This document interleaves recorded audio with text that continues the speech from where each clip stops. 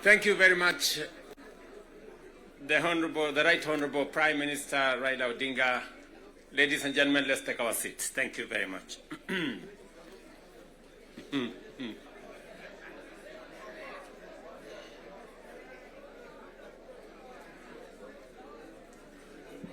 Now, honorable members, let me join the Right Honorable Raila Odinga and all the leaders who have spoken before me to welcome all of you to this very important first ever parliamentary group meeting that brings the two major coalitions together today here in Karen. Karibuni sana.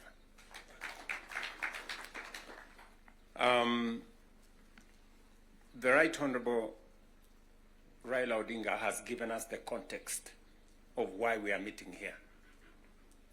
I really would want to add not so much because he has ably contextualized why we are meeting here today. That we have a nation to look after and we have a nation to protect, and there are options that are available to us, and I think we chose to protect the nation called Kenya by our coming together. And so I want to commend both the Right Honorable Raila Odinga and the ODM party, my former party, for standing up to be counted when the country needed leaders to stand up for Kenya. It may have been easy to do the opposite. It may have been popular to do the opposite. I know many people have vilified the Honorable Raila Odinga and the ODM party for the decision they took to stand for Kenya when there was need to do so. And let me say the following as the President of Kenya today. We have come from very far as a nation. We stand here today as a robust democracy, a nation that is making strides in our national development. And I want to speak to you candidly. I don't have a written statement because I really wanted to speak to you from my heart. Because where I stand today, I've had a political journey as a person. And by God's grace, I have come very far. You know, out of the 5 people who have become presidents in Kenya, I am one of them.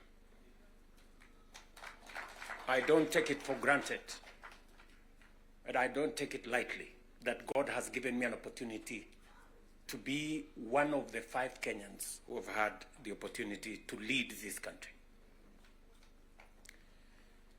And I must say this to us as leaders, that a nation, the progress, the destiny of a nation is decided by leaders. As to whether we are going to be a progressive nation or we are going to be a failed state is going to be determined by leaders, by us, the people who are sitting here. And therefore, the place of leadership is almost sacred. Nobody becomes a leader by chance or by default or by mistake. today you are a member of parliament or a senator or a governor or the position I hold and all the other positions that we hold because God and destiny has given us that chance. And we must think about it deeply. And so I want to ask you as leaders,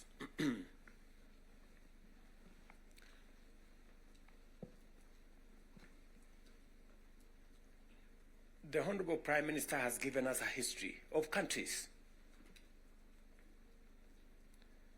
I will add to that list 2 countries. Singapore and Kenya were the same countries 60 years ago. Malaysia and Kenya were the same 60 years ago.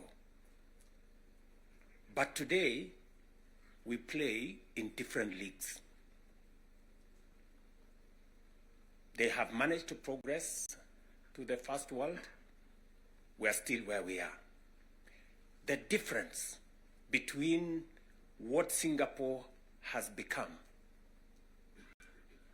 and what we are is leadership.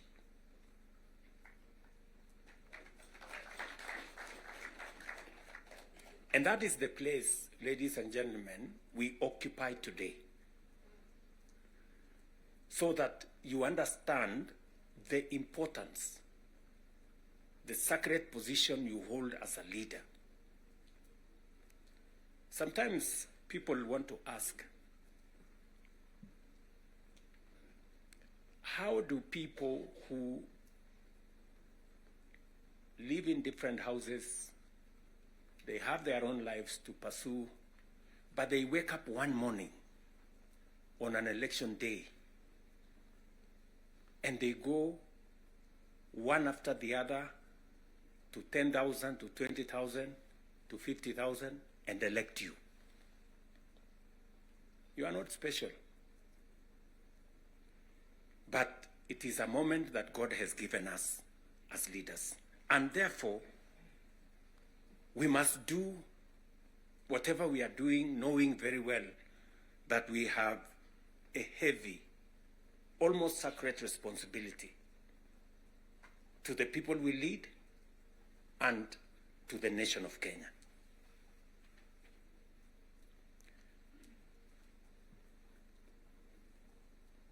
And it is not that we don't know what we should be doing.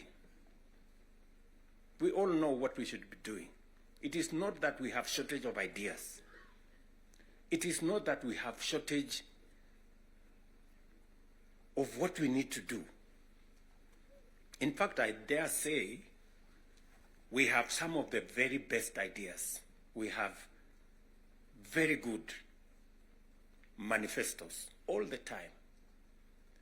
And in fact, if you look at, and I keep referring to this, if you look at the manifesto of Kenya Kwanza and the manifesto of Azimio, the difference is hardly 20-30%.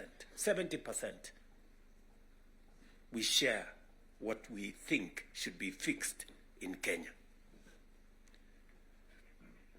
But politics somehow has taken our country hostage, that we cannot do what we all know we should do.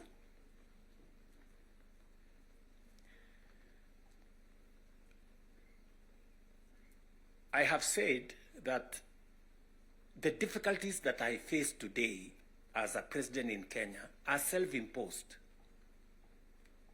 You know, I imposed on myself all these difficulties. Implementing the new funding model, implementing SHA, implementing housing, doing all those things. If I hadn't done any of those, I would be a very popular person, and but the country would not have moved anywhere. I am confident that if Raila had become president, he would be doing what I'm doing. Yes. He would be implementing SHA. He would be implementing housing. He would be doing reform in the education. He would be doing reform in agriculture. I know that for a fact because I have been in his school of leadership. That's the correct position. And he would be as unpopular or as he'd be having the same difficulties that I have today. But these are necessary for Kenya to change. Friends, we cannot change the country otherwise. And that is why he has the courage to stand here and tell you, let us stop the extortion. Yes. Very few leaders can stand here and tell you to stop the extortion that is going on in Parliament.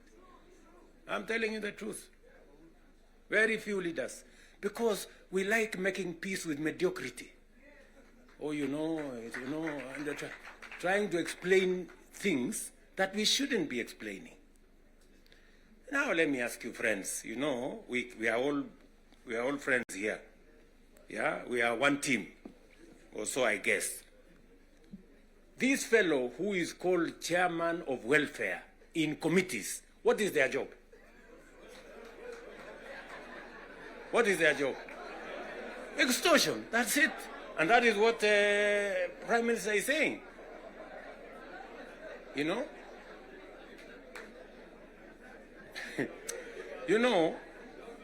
What is Sokohuru? What is Sokohuru? Tell me, what is, you know Sokohuru?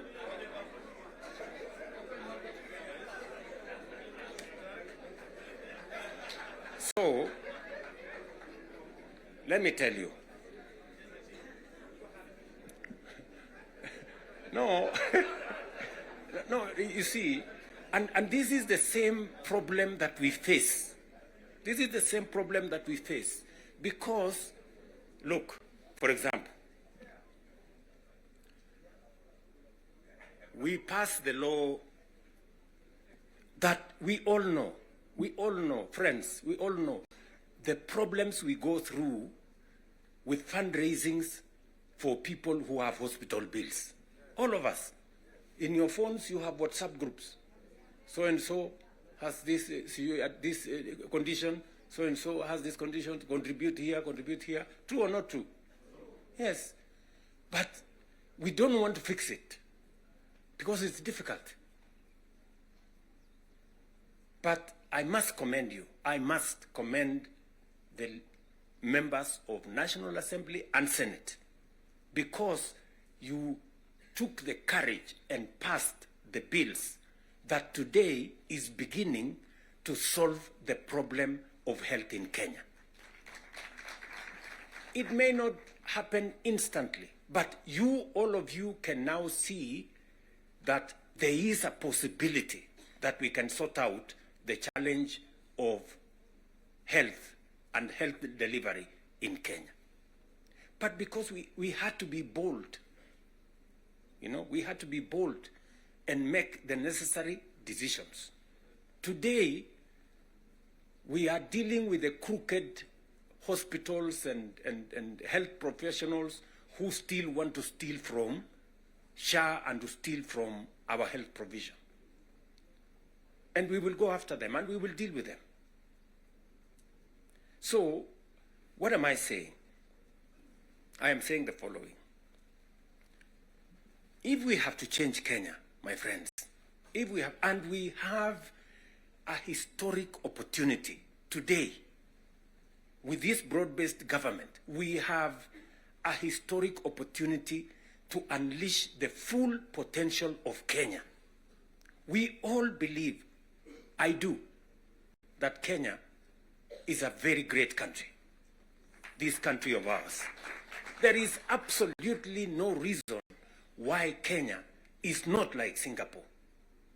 We have what it takes. Let me repeat. We have what it takes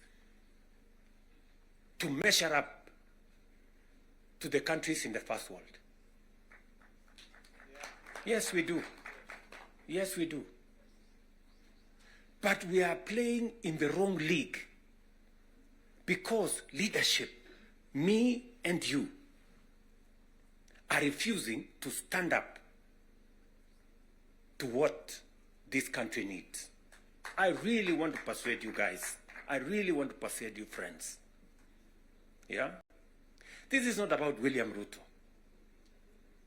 I am here today, I will not be there tomorrow. This is not about rallied. Right? It's about the country called Kenya, where today we have the privilege to be the leaders, to be the decision makers, to decide which way Kenya. It is us who are seated here. It is us. And we have the historic opportunity to make this country what we have always wanted it to be, but it has not been. As I have said, the same way Raila Odinga can stand here and tell you we must stop the wrongs, I have also said that I am ready to pay whatever price to make this country change. Yes, we must change this nation. And we can do it. Look,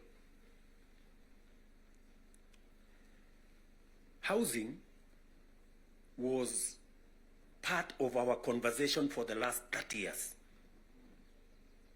Yes, we've always talked about housing and how important it is and how it is going to create jobs, how it is going to stop land fragmentation, how it's going to allow us to produce, to save land that is meant for food, how we are going to have decent housing, how we are going to reduce on slums, how we are going to have decent livelihoods. We've always said that. The Right Honorable Raila Odinga tried with the first slum upgrading projects. We started there. The housing levy, go and read the Azimio Manifesto. Read the Kenya Kwanza Manifesto. It is there. It is there in both manifestos. We now are seated here and we have the opportunity to implement what was in the Azimio Manifesto and what was in the Kenya Kwanza Manifesto. Friends, why don't we just do it? Why don't we just do it? We will do it? Yes. Let us just pull it out and look. You can see for yourselves how transformational it is. Today, using the housing levy, we are not only doing housing, we are doing markets, we are doing hostels. And I promise you, what you see in Mukuru, what you see in Kisumu, because I have been there with Baba here, what you see in Eldoret, what you see in Nakuru, what you see in Kiambu here, what you see in almost every part of Kenya, is just housing implemented for 2 years. And you can already see the kind of impact it is having, the number of jobs it is creating, the way it is bringing change in our towns and cities. Friends, if we were to do this for 10 years, if we were to do this for 20 years, and this is a project that has been delayed, we are supposed to have done this 30 years ago. Tell me, if housing was implemented 30 years ago, how Kenya would be looking today. We wouldn't be different from Singapore. We may have started late, but we now have a chance to do it. I want to ask you, I want to request you, for us to come together. And we are not coming together so that any one of us can get anything. We are coming together so that we can transform this country. And it is possible in our lifetime to change Kenya. In our lifetime. We now have maybe 320, 350,000 young people working in that space. We could double that to 700 in the next 2-3 months. We could scale up that to 1 million by next year. And we can energize the transformation of our country. That is why we are sitting here. That is why Baba and I have called this PG. Baba has told you we are here for Kenya. I am buttressing what we are saying, what he is saying, by telling you what we can achieve together. What we can do in our agricultural transformation. If it was not for the broad-based, for example, we wouldn't have had the kind of change that is required in our sugar sector.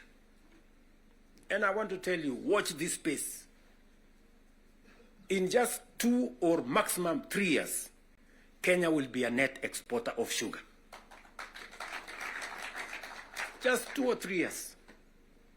This country, which perennially we have been looking for safeguards from COMESA. Every year, we are looking for safeguards from COMESA. We are spending public money to go and pay for sugar, to go and pay for farmers, to go and pay for workers who don't work for government, just because we couldn't bite the bullet and tell the crooks there to get out. Now we have told them to leave. And I want to promise you, I want you to hold me to it. We are going to change the sugar sector. We are going to change the coffee sector. You have already seen what is going on in coffee. There is still a little bit of pushback, but we will deal with it. And on and on and on, and we can transform our whole agricultural sector. Just the little interventions that we have done standing together. You people in Parliament making sure that we are subsidizing production. And I must commend, Parliament has always provided money for us to support the production of the country, either through fertilizer or seeds or other interventions when we have brought it to Parliament. So you're part of the making of the history of our nation. Just imagine we have reduced the imports of maize, for example, by 70%. Reduce the imports of sugar by 70%. And we can make that progress if we are focused on where we want to go. And that is the reason why we have to make the decisions that we have made work. It is the reason why Baba and I have appointed Agnes Zani and her team, so that what brought us together, we don't forget. The 10-point agenda that we have signed buttresses what is actually in our manifestos. The NADCO report, we all know what it is supposed to achieve. And if we stand together, we can achieve all the legislation that is recommended by the NADCO report. Parliament has what it takes, to do this. For Kenya, we can do it. And I want to persuade this PG to work with us and for all of us to be committed to this exercise. Protecting devolution. There is need for us as a nation to distinguish between governance and devolution. The governor is not devolution. The governor is a person.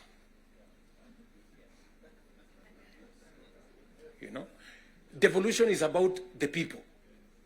It is not about the governor. And we can deal with the governor without disrupting devolution, if there is need to. But what is sacrosanct, what is constitutional, is that we must get local people, development, to be at a local level as much as is practically possible. I agree with the Right Honorable Raila Odinga, because I was in Parliament when NGCDF was passed. And the principle was right, because there wasn't any meaningful resources getting to the grassroots. And the big push for devolution in the constitution-making process was three principles: making sure that resources get to the grassroots, making sure that there is representation at the grassroots, and making sure that accountability is also at the grassroots. So we need a conversation. You know, there are legitimate concerns on how resources are being spent at the counties. There is. We cannot also run away. There is legitimate concern. Let me ask, for example, the latest Sokohuru in the Senate.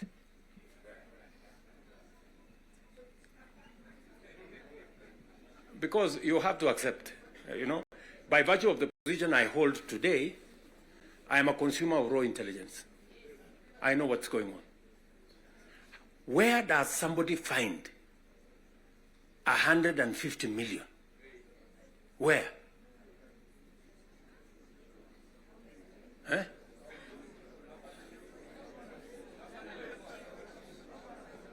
Is that his money? That is money that belongs to the county. Is that correct or not correct? Yes. Let me ask you, members of parliament who are seated here. Do you, for example, know, do you, for example, know that a few members of your committee collected 10 million shillings so that you could pass that law on anti-money laundering? Did you get the money? No.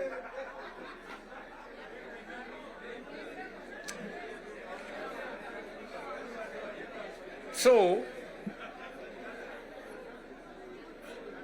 going forward, si tunataka tukubaliane, si we are one team. Yes, there are people who are destroying the credibility of Parliament. And they are collecting money in the name of Parliament. And some of the time, or most of the time, that money never gets to Parliament, it gets to a few people. We are not going to shame them. We are going to arrest them. Yes.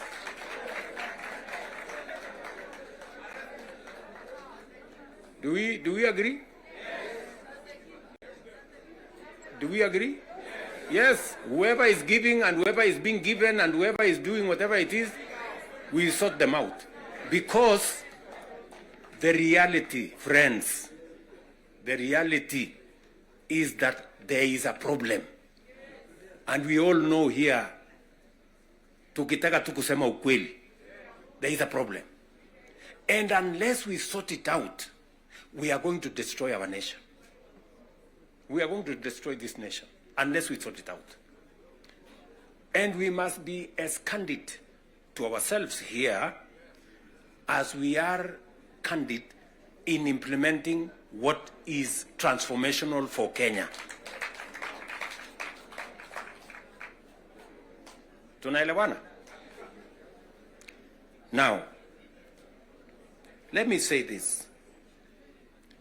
We must make sure that we get resources to the grassroots. But we also must make sure that the resources that get to the grassroots is used for the people, not other ways. And so we must do for the national government as well. In our 10-point agenda, we have discussed about the young people of our nation and how we need to protect their livelihoods.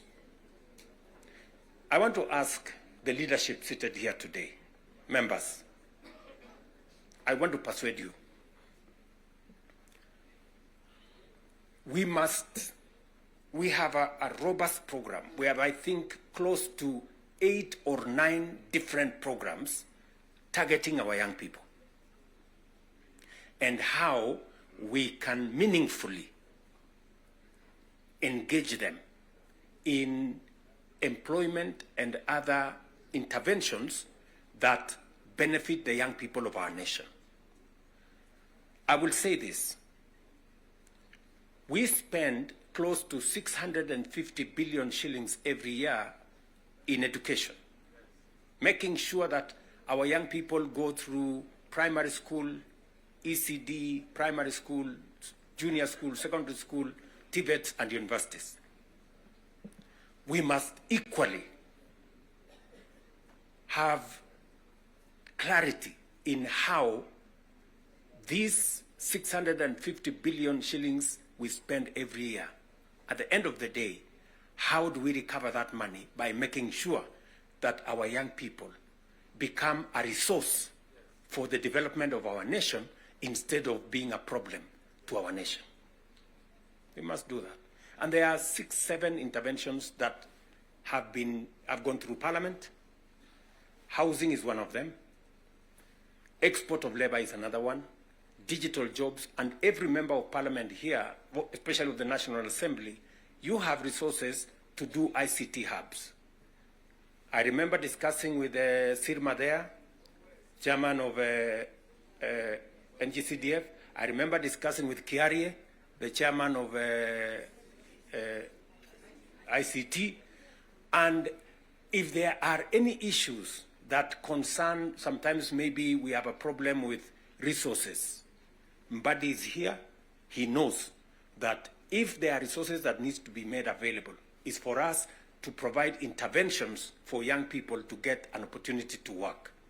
You know very well that we can create hundreds of thousands of jobs in the digital space. You are aware of what we are doing in Nyota. You are aware of what we are doing in KJet. And if you don't, we should be able to explain to you so that you become part of the people, because you speak to hundreds of thousands of people every weekend, every day, as you go about your responsibilities, how they can tap into these opportunities and create livelihoods for the young people of our country so that they too can make a contribution towards making Kenya what we all want it to be. And I can continue, and I can continue on all the other aspects that we have worked on. We agreed that we must have a conversation on national debt because it has the potential to threaten our development. It is the reason why my good friend Mbadi and I have been in many different places, and we have done the most that we could to contain the issue of debt. We have gone out of our way to look for alternative sources of funding so that we don't always go to borrow. We have gone the route of securitization. We've gone the route of private-public partnerships. You know very well that we will be starting the construction of the road all the way to Mau Summit from here, Ironi. We are not going to be spending any debt money from government. The road is going to be built on private-public partnership. You know very well that we are going to begin the railway going all the way from Naivasha to Kisumu all the way to Malaba. We are not going to be spending money from debt like we did with the first section of the railway. We are going to be using public-private partnership to do that road. And many others that we have, we are thinking outside the box so that we can craft alternative mechanisms of delivering on public infrastructure or public goods without necessarily endangering the country with national debt. So we are working at it. It is part of the recommendation of the 10-point agenda that we must deal with. And we are seized with that matter. We will be giving, Mbadi and company will be giving a report to Zani's committee on what practical steps are we making to respond to the issues in the 10-point agenda. What are we doing about the young people? We will be able to tell Zani and the PG, and the PG should be there to monitor what we are doing so that we not only do it for us, but we also do it for the people that we represent. And finally, because I do not want to belabor the point, I said we have a historic opportunity. It is not always that protagonists come together to look at the greater interests of the country. But God has given us this opportunity. And I must commend Baba here, because very few leaders have the courage and the mettle to withstand criticism and stand for the nation. Very few people. Very few people. Many people look for what is convenient, what is popular, even if it is wrong, and they want to pander to it. But when a nation's destiny is at stake, you need statesmen, you need people who have the courage to put Kenya first and everything else secondary. So, what am I saying in conclusion? I am saying Zani and team have a job to do. They will be briefing Right Honorable Raila Odinga and myself on what needs to be done. We will be able then to guide what will be happening, what the executive need to do, what the legislature, the role the legislature need to play, and the role others may need to play. And as we do that, we will need another opportunity to be granular. Today was the first occasion for us to deal with this. But down the road, we need to bring the members of the executive, at least the ministers, to come so that we can have a meeting of minds between the executive and the legislature on matters that are of national importance. Further down the road, we may need that engagement. Maybe not in a sitting like this. Maybe we can organize a retreat for 2 or 3 days so that the questions I see members of parliament asking on some of the programs, we can fully understand the import of the programs we are running, what they are meant to achieve, the transformation that is supposed to happen, and how we position ourselves to make sure that we provide the push necessary for that transformation to happen. Again, focusing on the greater picture, the bigger picture of our nation. So, ladies and gentlemen, I want to say thank you very much for coming for this session. I know we will listen to you by way of feedback on some of the things that you want us to respond to. We are here because we are one team and we want to succeed together. And we want to make sure that none of us is left behind. Are we together? So, mimi nimesema asante sana.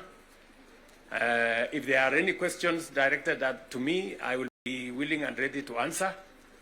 If there are some directed to any one of us here, we will be able to answer.